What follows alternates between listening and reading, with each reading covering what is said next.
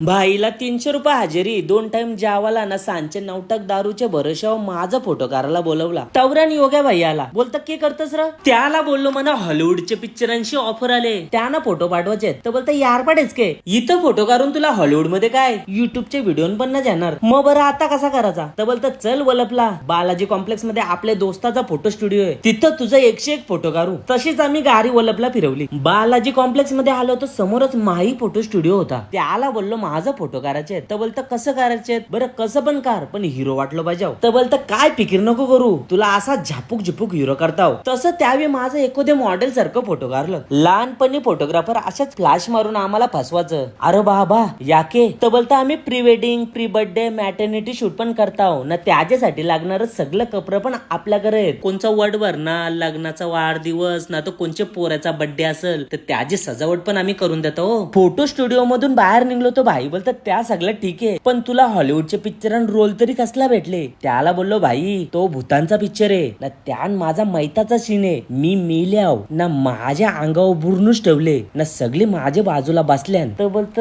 तुझा थोबार दिसेल का रे? बरं नाही मग यो फोटो शूट तरी केला पाहिजे. बरं राहून दे जे पोरांपोर शालत, पण हा तुम्हाला जर तुमच्या पोराचा ना तर तुमचा फोटो शूट करायचा असेल आणि तुमच्या घरी कुठला पण कार्यक्रम असेल तर यांना सांगा, सगळी सजावट करून देतील.